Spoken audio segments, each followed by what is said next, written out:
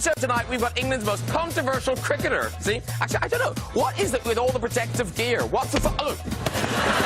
Let's start the show!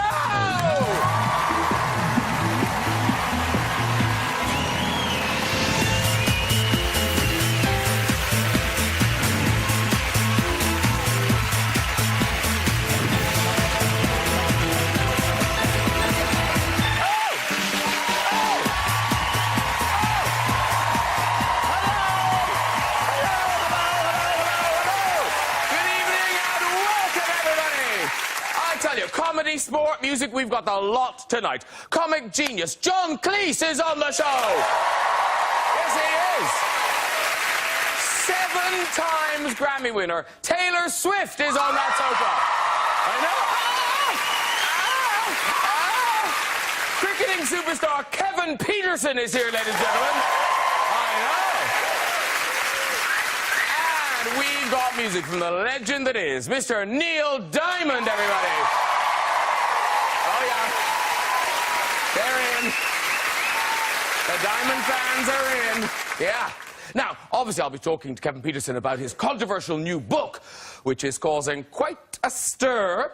Kevin was part of the England team that famously won the Ashes in 2005. Here he is celebrating afterwards. Hey! Because he was pacing himself because the next morning he had to be in Downing Street. Yeah. Made it! Kevin still hopes to play for England again one day, and I know that news has delighted his former teammates. It really has, yeah. Lots of copies of his book have been bought by the England cricket team. Not sure what they're doing with them, you know, but... yeah. Hey, we've got the Ashes! One way to get them. We are delighted to welcome back Taylor Swift. Now, here she is out and about in New York. Oh, look at her there. See, isn't that so good? It's so perfectly coordinated. You know, white cat, white top. And when that goes in the wash, she's got plenty of spares in the wardrobe. Yeah. Monday, Tuesday, Wednesday. I'll be chatting to Taylor about her new single, Shake It Off. Ooh, yeah. There she is. Of course, not everyone looks that good lying down in their underwear. One of those stars that have a nickname for the people that follow them around. Taylor's are, of course, called Swifties. Yeah. Lady Gaga's are called Little Monsters. And Jeremy Clarkson's are called an angry Argentinian mob. Let's get some guests on! Later we'll be meeting Neil Diamond, and he'll be performing for us. But first, how's that? It's Kevin Pietersen! Yay! What a call. You don't know you can hit your head. I know. She belongs to me. It's Taylor Swift, everybody! It's Taylor Swift! Wow! Hello! Hello, darling. Lovely to see you. Come in, Mr. Down. And now, for something completely different, it's John Cleese! Wow! You're very welcome, sir. Hello.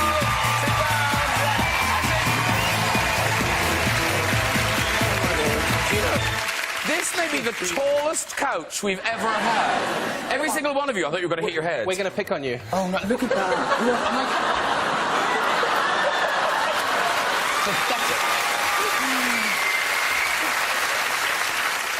I'll hunch here in the corner. Now, very welcome, John and Taylor. You've been on before. Now, is it Kev? KP? KP's fine. I've been called a lot worse. As long as you call me Kevin, I'm happy. KP, I'm happy. So here's the thing.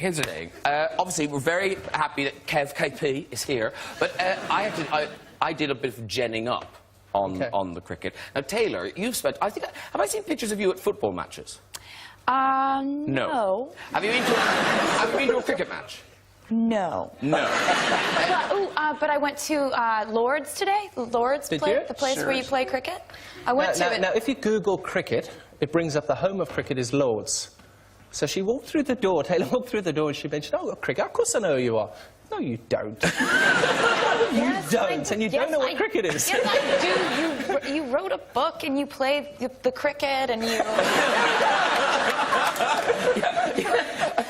People love hearing him playing the cricket. It's a very long game. It's a very long game. Yeah. Yeah. It takes days. High violence, possible right? to explain to Americans that you can have an international match where England are playing India or Australia, and it goes on for 5 days, and after the end of the 5th day, it can still be a draw. I know what cricket is. I know it's like relatively violent and. You know what I'm saying? Like there was this episode of Friends where Ross is dating an English girl, and Yes. her friends, her mates. This happened. Her mates get into a cricket match, and he tries to play, and he just like breaks all the bones in his body. It's wild. I think wasn't that rugby? Cricket or rugby? Wasn't that rugby? That was rugby.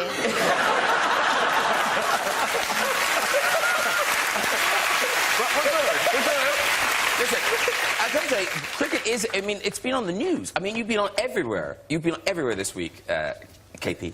And like this book, you must have known it was going to kind of ruffle feathers when you were writing it. I knew it was going to ruffle feathers. I didn't think it was going to ruffle this many feathers. Okay. I knew it was going to be my side of the story, which I was going to be able to tell and be able to just feel very therapeutic about in finishing. But goodness, yeah, it's yeah. There is a slight gone, whiff in the air, and I think that smell is bridges burning. I think you're smelling them from January, right? No, because here's the thing. You are the highest scoring English batsman of all time. And yet this book would suggest that you're not going to play for England again. Potentially not, no. And that's why I've got to accept that what I've achieved and what I've been lucky to achieve, I've got to be grateful for, be happy with, and just say, you know what, there's more to life now. And, yeah, just get on and do whatever I need to do. And you're still playing cricket. I am, yeah. I've got played tournaments around the world. So I'm in Australia, I've got office in South Africa, India. Not in America, Taylor, unfortunately. But the Caribbean, which is close. Well, we love that game, so it's... It is taking off. But actually, no, here's the thing, though, Taylor. You don't know much about cricket, but you do know about John Cleese. Yes. Yes. Definitely. What do you know about me? I know about the Bond movies. I'm a huge Bond fan. They're not very good, are they? What are you talking about? Don't even do that. Don't be a self-hater. I'm not hating myself, I'm hating the Bond movies because I can't follow the plots of the Bond movies. I can follow the plots. I can follow Bond movies. You can? Cricket, not You're as the only much. person I've ever met who could follow the plot in one of the last Bond movies. And the titles, don't ever do it tomorrow, or kill him tonight. I mean, what a quantum of solace. Well, that was a shocker. That was a shocker. I always wanted to write a film called The Last Prawn. You know, I think you couldn't walk past a cinema. You'd have to go and see what it was about. And a quantum of solace. Well, Taylor, if you like, if John dear me. Cleese, all the Swifties can buy you this for Christmas because John Cleese has written an autobiography. Yes. So, anyway, Yes. easy to wrap. Fantastic. That's a beautiful cover. It's nice, isn't I it? love the feathers. With parrot feathers, you see. I love those. Oh, yes. Easy to wrap. Thank you very much. I'm trying to sell it, John. I really want that. No, your book, something to try. Whose One of the book? great His or characters. mine? Yours, your Mine. book. We'll get back to the it. important one. Yeah, we'll get back to KP's book. Harry Potter. Book? What? Did you talk about Harry Potter? Harry Potter? Like being in the Harry Potter movie? I hated being in that. It was the most bloody boring thing I've ever done. This is all special effects. I'm not joking. It's just horrible. Just a little Acting, tear. Yeah, you're just crushing on your girl's dreams. It didn't mean the film wasn't good. It just actually acting it was awful. I'm sorry that I brought it up. I really didn't. Don't do it again. But one of the big characters in your book is your mom. Because your mother is... She sounds... Oh, my God. She sounds amazing. That was after she died.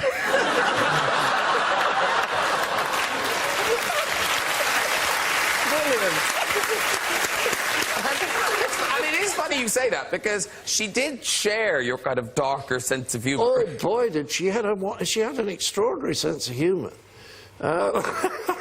She was a depressed woman, I have to tell you.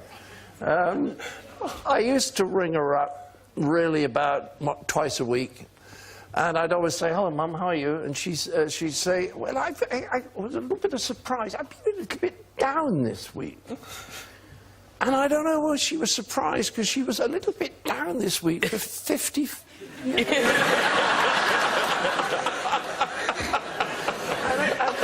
you don't want You don't want your mother to be down. You want her to be happy, and, you know, and she wouldn't. And I would listen to all the reasons latterly when she got old, because she died eventually at the age of 101. She was 101. That's a Her hell of an life spanned the entire 20th century, as I said on my stage show. You know, she lived through the First World War, Great Depression, rise of Hitler and Stalin, Second World War, atomic bomb, foundation of Israel, Cold War, space age. She lived through it all without really noticing any of it. You loved your mum. You loved it. You got a lot of laughs out of it. Yeah. Anyway, I did say to her when she was very depressed one day, I said, look, I'll tell you what, if you're still feeling this way next week, I know a little man in Fulham, and I could give him a call if you like, but only if you like, and he could come down to Weston-super-Mare and kill you.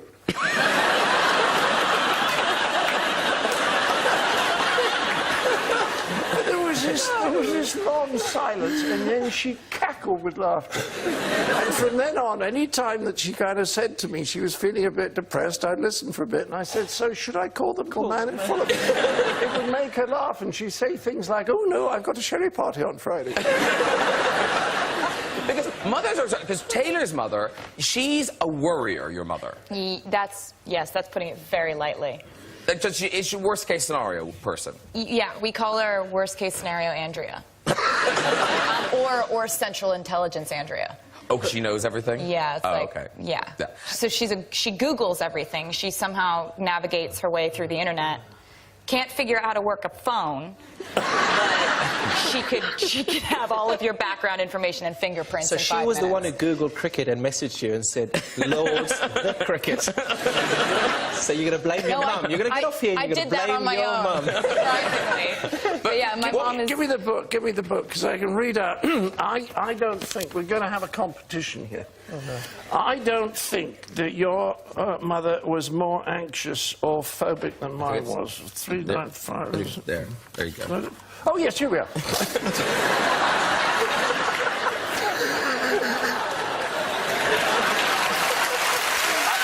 wrote this book. I said I used to joke about the fact that she suffered from omniphobia. That is, you name it, she had a morbid dread of it. I once compiled a list of events that frightened her, and it was quite comprehensive. Very loud snoring, low-flying aircraft, church bells, fire engines, trains, buses and lorries, thunder, shouting, large cars, most medium-sized cars, noisy small cars, burglar alarms, fireworks, especially crackers, loud radios, barking dogs, whinnying horses, nearby silent horses, cows in general, megaphones, sheep, corks coming out of sparkling wine bottles, motorcycles, even very small ones, balloons being popped, vacuum cleaners not being used by her, things being dropped, dinner gongs, parrot houses, whoopee cushions, chiming doorbells, hammering bombs, hooters, old-fashioned alarm clocks, pneumatic drills, and hairdryers, even those used by her. Wow.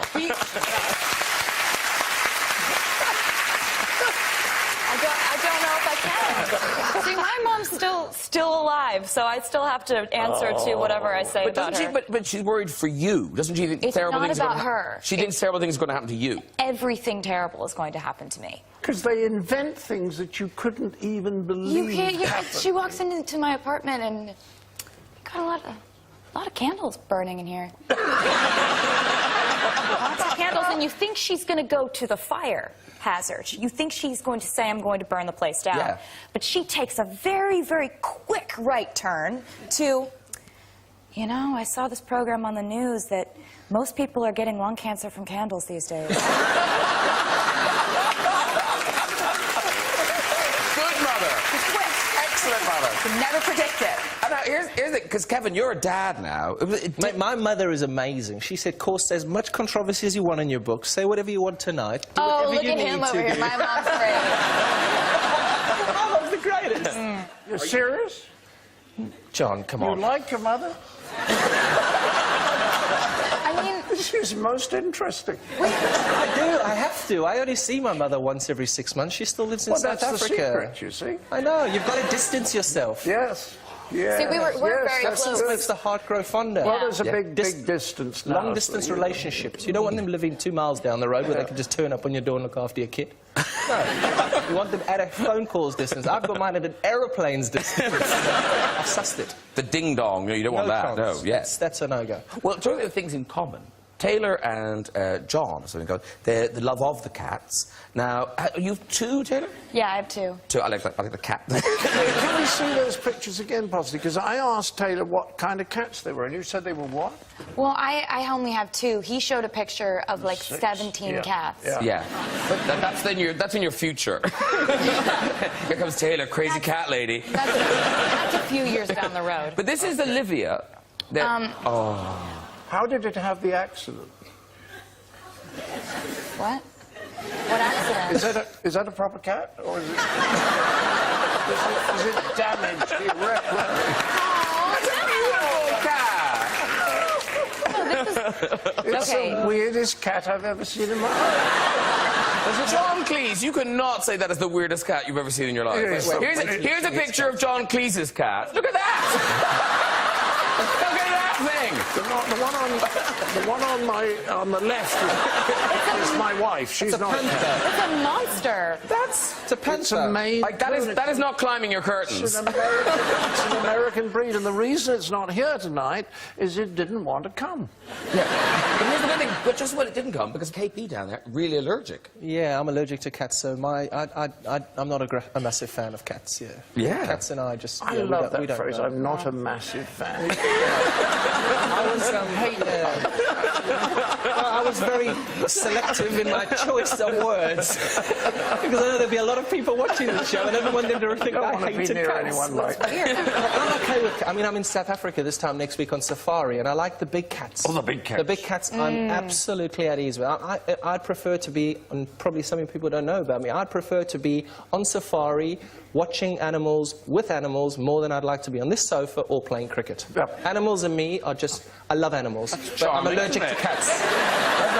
Sorry to keep you. But what I was trying to say... No wonder you fall out with people.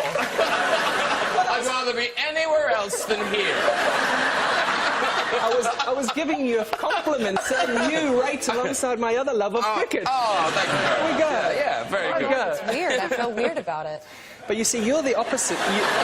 You're the opposite to a cat, because if you don't like a cat will come and sit at your ankle. A cat will come and sit on your lap. That's right. And that's what happens. And Because they're intelligent. They're emotionally...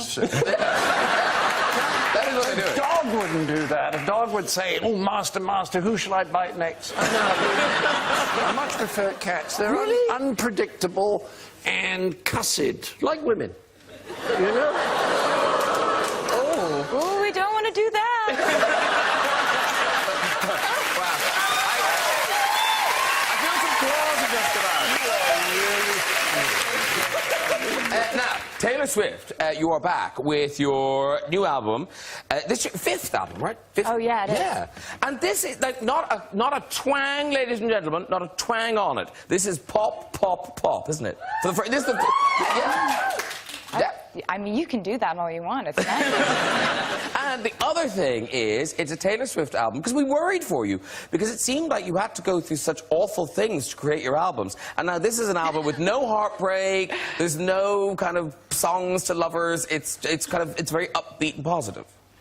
Well, I mean, it's definitely got... It still has emotional complexity to it, which is the most important thing. But it's not about, like, devastation, pining away, like rocking back and forth in a corner sobbing. Like, it's definitely much more about kind of the last 2 years of my life, which have been about moving to New York, surrounding myself with my friends, figuring out who I am, independence, freedom, all of those things. And when I am reflecting back on a romantic relationship, it's mostly just looking back on the things I learned from it, rather than you did this, it made me feel like this, which used to be the formula. So, are you a single lady at the moment? Yes. So, now, I always think this is interesting, because you're Taylor Swift. Can somebody ask you out? Yeah, I mean, they can. Theoretically. And you'll just go, what the earth are you doing? No, it's not like that. It's just that my life is really really busy and really complicated, and it becomes kind of too chaotic when I involve someone else in it. And that's just something I've observed over time. If you give people one thing to talk about, they multiply it by 50 and they make all these sensationalized stories up about you. If you give people 0 to talk about, anything multiplied by 0 is still 0. You're on it. Yeah. It's just math. And what I like is the new single, which is a huge hit everywhere, Shake It Off, is that kind of philosophy of not getting bogged down in all that stuff. Yeah. It's a lot easier to deal with kind of this whole chaotic thing where people are allowed to say whatever they want about you and call a newspaper and that it's a national news story. It's a lot easier to handle that with a sense of humor. And with Shake It Off, I kind of, you know, in hearing from my fans online, it's not just me who deals with gossip. It's not just me who deals with kind of how human beings treat each other on a day-to-day basis. It's happening to everyone everywhere. And so I figured, why not make a song that is about dealing with that, letting go of it, and comes from a place of strength, and also makes people want to dance. Yeah, shake it off. Yes. Shake it off. Yeah, exactly. See, I think, KP, you need this in your life. Shake it off. Shake it off. Andy Flower, shake it off. Matt Pryor, shake it off. Fake Twitter, shake it off. There's no book, but you could shake it off. I have now. The chapter closes. Is the book is Shake It Off? That's it. That's a Shake It Off. That's my Shake It Off. Shake it off. Yeah. Alimony, shake it. Well, no, you can't shake off alimony. That's always with us. 20 million. Would suggest you had a lot. Yeah, left me with only 1.5, I think. Yeah, as far as I remember. Yeah. That's 50%, remember? Yes, When you go through it, it's 50%. So if you... Theoretically. You guys are like, why don't you date?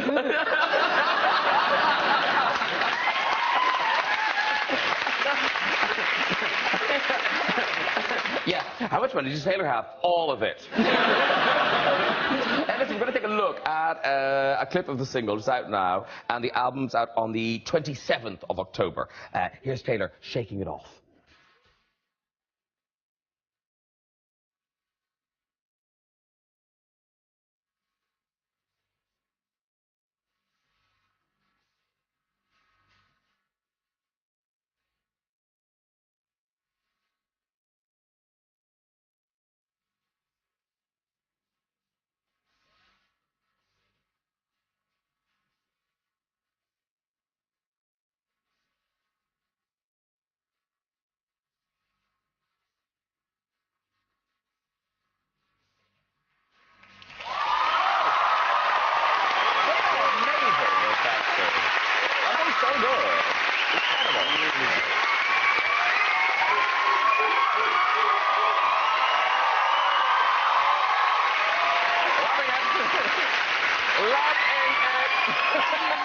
And here's the thing, new album, 1989, that presumably means there's going to be another tour. Yeah, there will be another tour. I'm really excited. Ooh. Yeah. Is this going to be, presumably it'll be a global festival of Taylor Swift. That's what we should call it. Yeah, festival of Taylor Swift. The Taylor Swift Festival. Didn't you invite a load of people to your house? Fans to your house? I heard that on the radio yesterday or the day before, but I didn't know whether it was fiction or not. No, that's true. That's true? But how do you select them? How do you get people to come around your gaff? Well, basically, I got this idea before I finished the album, and I wanted to call it the 1989 Secret Sessions, because I knew before I finished the album that I was most proud of this album more than anything I'd done before, and so I wanted to give fans a chance to hear it before it came out, like a month before it came out. And I'd never done this before. But I wanted it to be all fans who had never met me before and had been like, I've been to 7 shows, I've never met you, I camped out on the street, I waited outside, I never saw you, whatever. Like, I wanted it to be these people who've been so dedicated, but I've never gotten to thank them in person. We didn't get an invite, John. No. Maybe next time. But Next time. Go. But I just think, Taylor, you know, not to sound like worst case scenario Andrea, but it sounds like a terrible idea. The worst idea. Was it all right?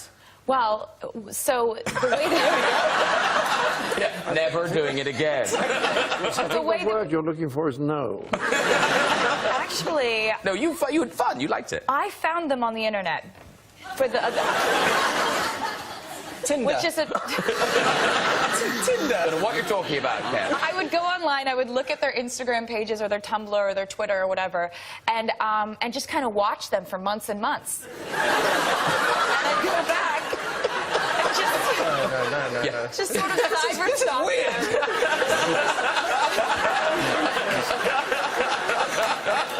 And that's and then I invited them over, and They came. and they came, and we've had them at every one of my houses, and When did you first start having these feelings? I have to say, well, this is sweet, right? So the fans, because the fans who go to do it, they then, of course, want to blog about it because they've had this amazing experience. Of course. But when they blog about it, it's borderline confusing on whether they had a good time or not. So here are some of the blog things. So we were asked to go to the living room, sit down, not know how much I was sweating during that moment. I was like, the fuck is going to happen? My poor heart could not keep up. Then all of a sudden, she just pops up out of nowhere. She appeared out of thin air like David Copperfield, and we all died, like, for real. Wait, there's more.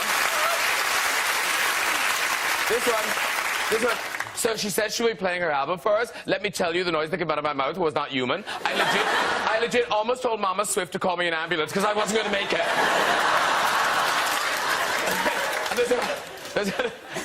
I love them so much because they always talk about dying. Yeah, I died. They're like, rest in peace me, R.I.P. me, I died dead. Yeah, we took a little break, and she was passing around Rice Krispie treats and cookies, and I was talking to her mom for a little, and then I walked back in, and she was like, hey, babe, thanks for coming. Do you want a treat? And I was like, I would, but I think I'm dead.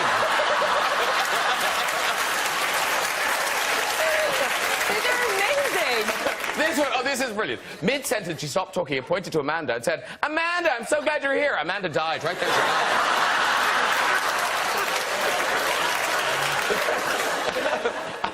And finally, guys, just wait for the one she did with Imogen Heap, because damn, that one slayed everyone to heaven and back. While listening to the song, I literally had to plan my funeral arrangements because I wasn't going to make it. Right on the 60s. Very good. I love them. Oh my God. Funny. Those were so funny, I think I'm gonna die. I'm gonna die right here, just dead. Oh my God. And we found the reason why she's single, I think. Oh my God, what? You just don't pick him right. Those are boyfriends. Those are just people that I like a lot. Stalking them. That you got off the internet. Yeah, but KB, you married a pop star. You married a pop singer. I mean, because She stalked me. well, like that. Did she find you, invite you to her Who house? did you marry? Who did I marry? Yeah, who's your A girl called wife? Jessica from Liberty X. Cool. Was Liberty X still That's going awesome. when you Just finishing. Yeah, just finishing. when you Yeah. got together? Yeah, so it was. You didn't have that, did you? No, we didn't have that. No, You didn't have fans around the house. I invited her around my house. I stalked her. Correct. That's the way. Actually, talking of fans, since the book came out, what has the response been? Because, your relationship with the England fans has been, checkered. Yeah. So, It's been amazing. So the cab drivers and people in the street, they're all... Oh, amazing. Honestly, the last 9 months have been absolutely incredible. Since I was sacked, it's just been, amazing. Yeah. It has been. I think, everybody realizes that there was issues. And it's just been fantastic. So this is it, the autobiography. It's in shops now. And Smolder. Look at that. I know, look at that. Yeah. Kevin, is that supposed to be you? Do the face. Yeah. That's so good. That is That's so exactly good. it. That is him. Yeah, you look really like him. Is that a passport? It is a passport photo. So here's the thing. Is it fair to say, when things are going well, when you're all winning, Yeah. everything great, when you're losing, you all fall out and it's terrible? I think that's common in all walks of life. Yeah. When things are going well, people paper over cracks. And when things start to go wrong, people look for excuses, people blame each other. But the one thing I'm proud about in that book is that Andy Flower knows about all of that stuff in the book before I wrote it. And when we were doing well, I was still complaining about the stuff that I knew wasn't right with our system. And so that's what I've reported. And I suppose the other thing I was wondering is, because you've now kind of lived through it all again, writing the book, Yeah. you've gone through this whole experience, Yeah. and we're making light of it a bit, but it got pretty grueling for you at various times. It was very personal to you. Yeah. And I just wondered, having written all this and gone through it again, are there things you would do differently? Or do you look back and kind of think, actually, I could have handled that better, I could have done something? Yeah, clearly, we all make mistakes. None of us are perfect. We all make mistakes in every walk of life, and I certainly made them. And what are the biggies? What are the biggies? What are the big... I'll tell you what, one of the biggest mistakes I made was Andrew Strauss when he played just before his 100th Test match. I was involved in that text messaging scandal. And for me, one of my good friends who was just about to play his 100th Test match, playing a 100th Test match is quite a big thing. It's like huge. And he, his whole week being the captain of the side too. Okay. I love nowhere. learning. You do your chess match, and then you... Test match. Chess match. Yeah, it's a contact sport. we break bones and stuff. Okay, so he's doing the 100th test. Yeah, so basically I was involved in that little bit of a scandal the week before his 100th Test match. He had basically thought in his mind, I'm finishing at that Test match. He had captained us for a few years. He was a fantastic captain. He was a very good cricketer, a good friend of mine. I was involved in a bit of a mix-up, and it just went through. Mix-up. Should I not ask about that? No, we don't talk about that. You go on. Yeah. We're not going to go there. That's cricket again. Okay. And basically that just sort of tarnished his week, which should have been one of the greatest weeks of his career. And I regret that, and I feel so sorry for that. And yeah, it sort of tarnished and hurt our relationship a little bit, which I don't like. Now, how do I put this delicately? I want to put this nicely, but reading the book, it strikes me that maybe, just maybe, team sports not for you.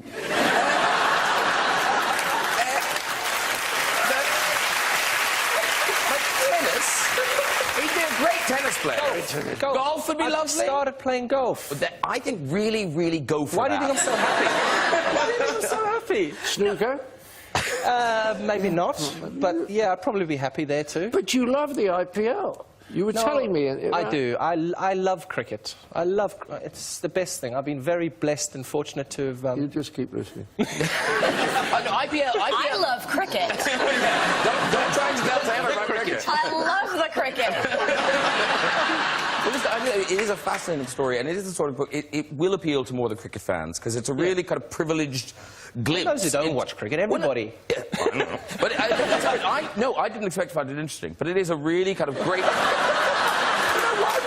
Why would I? You know, cricket's not my world. But it is a really interesting... Because it's a hidden world to me, and it's a really interesting kind of glimpse into that world. He told me in the dressing room he thought it was played with a garden hose. No, I didn't tell you that. Hey, listen, we've got one musical superstar on the sofa already. Time to meet another. Our singing guest tonight has sold over 130 million albums worldwide and is quite simply a legend. Ladies and gentlemen, please welcome Mr. Neil Diamond.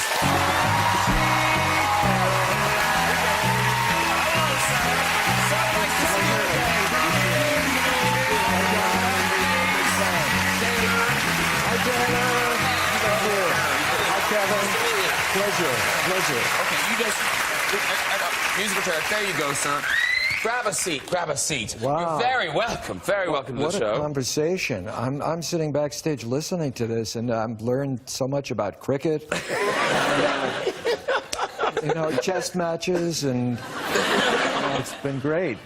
Before we do another thing, what are you singing for us tonight? I'm going to sing a song from the Melody Road album, the new album that I have, and it's my 41st album. Oh, wow. Nice. And Wow. That is amazing. That's amazing. I'm such a huge fan of your songwriting. It's really such a treat to meet you. Thank you. Thank you so much. And I heard you mention that this was your 4th album. Fifth, yeah. Fifth. Yeah. Close. And it's hard to do. It's very hard to do an album. And I'm very happy to have reached 41. And onward and upward. This is one of the better ones. And listen, I think what's interesting is, so Melody Road, this is what you do. You're a songwriter. You write songs. And here's an album, all new material. But because you have this incredible back catalogue, like when you do live shows, because there are so many songs that the fans have to hear, how do you fit the new material in? Well, we do that. We change them on various nights, and we fit them in.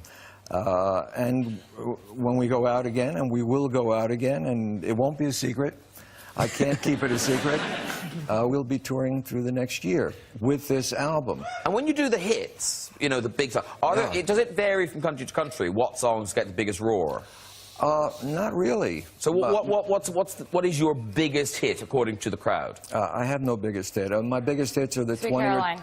Sweet, yeah. Sweet Caroline. Let's take Sweet Caroline. Yeah. Maybe. Sweet Caroline, Neil. Neil, Neil, Sweet Caroline. You know it. Sweet Caroline.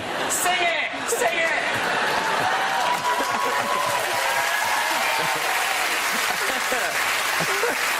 Well, I've done it 1,000 times, maybe. And that's why I can't sing it anymore. I turn it over to the audience and let them sing it. Yeah. And they do it very well. Because Taylor Swift, you've been at, I think, the poshest sing-along I've ever seen. Do you know what I'm talking about? Oh, I do.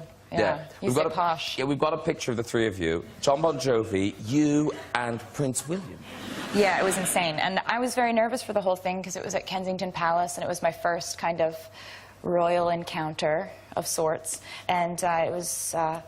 John Bon Jovi was on stage and he was singing, he was about to sing Living on a Prayer, and he kind of pointed to Prince William and said something like, "I hear you like to do this at karaoke night, karaoke boy." Wow. I was like, future King of England, karaoke boy. Just processing all of this. He starts the song and Prince William looks over at me and says, like, I don't remember it now. Like, it's all gone now. Like, I don't remember the song now. Like, kind of freaking out a little bit. And he just looks at me and he's like, "You've got to go with me. Like, you've got to go with me." And I was like, okay. So we went up there and we sang along to Living on a Prayer and, like, I died. What I love there, there's a picture. There's a picture of Prince William, and he is so fangirling, Prince William, in this picture. Look at it. He died. One is literally dying. One is planning one state funeral. Oh,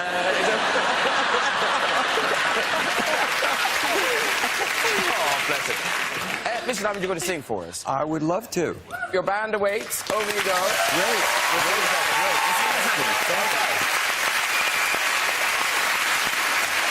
Shortly, we'll have this week's stories in the big red chair, but first performing Something Blue, it is the one and only Mr. Neil Diamond!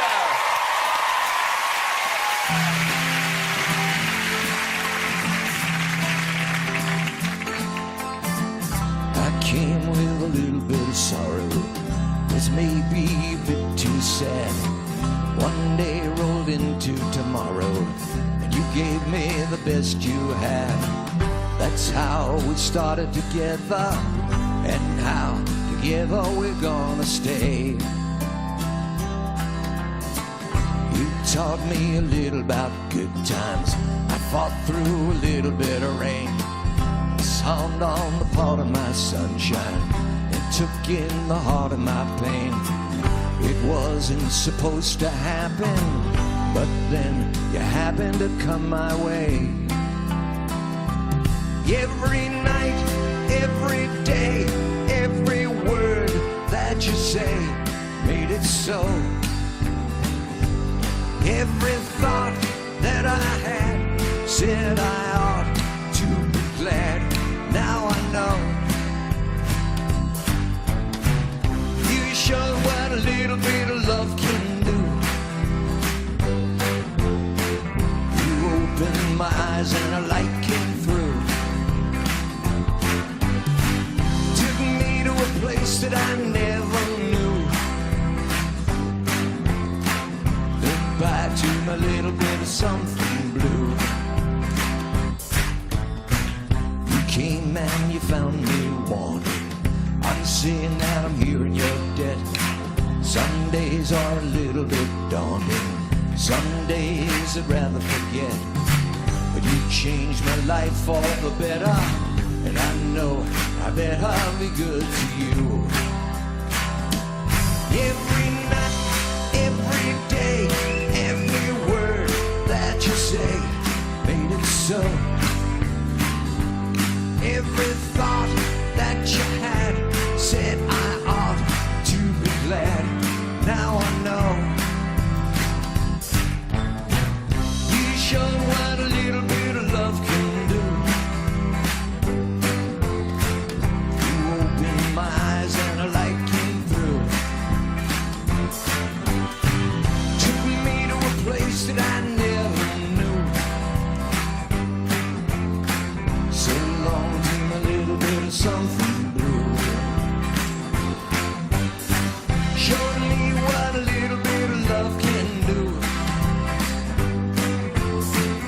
You opened my eyes and a light came through.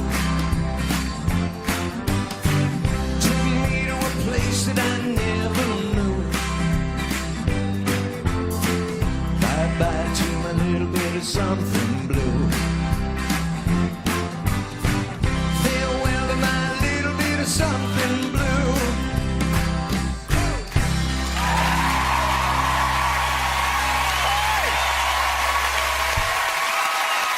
Mr. Neil Diamond, everybody! Come and join us there. Fantastic job, sir.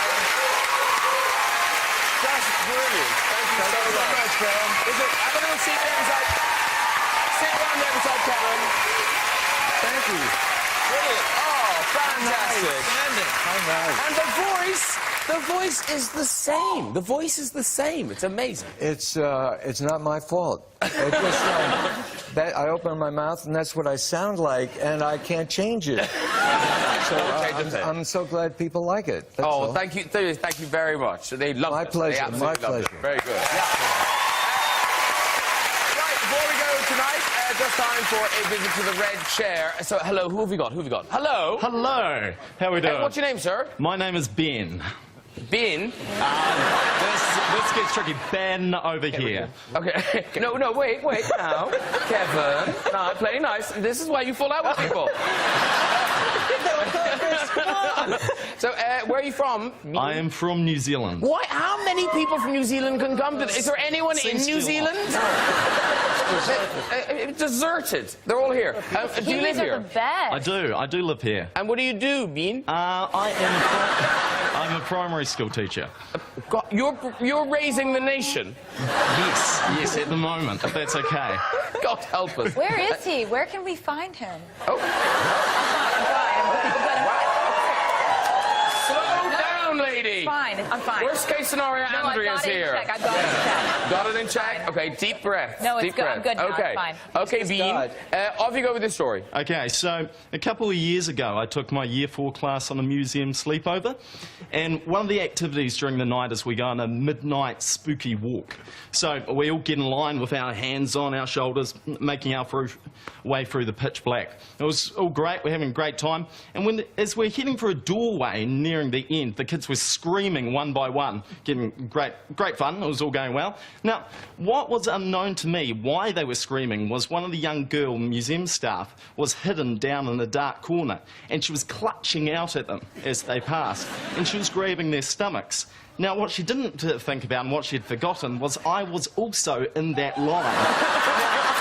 Very different part of the body where it is there. So suddenly I felt this hand clutch out of the darkness and, yes, grab my crotch.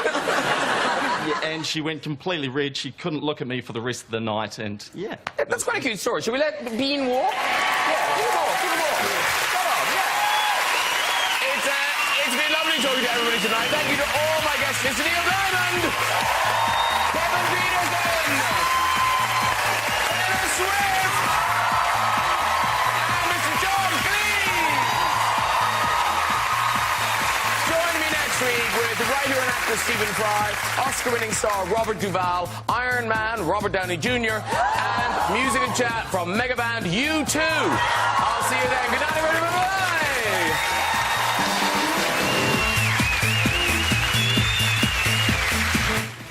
Well, the audience wanted it, so he gave it to them. Neil Diamond performed Sweet Caroline. You can see it at bbc.co.uk.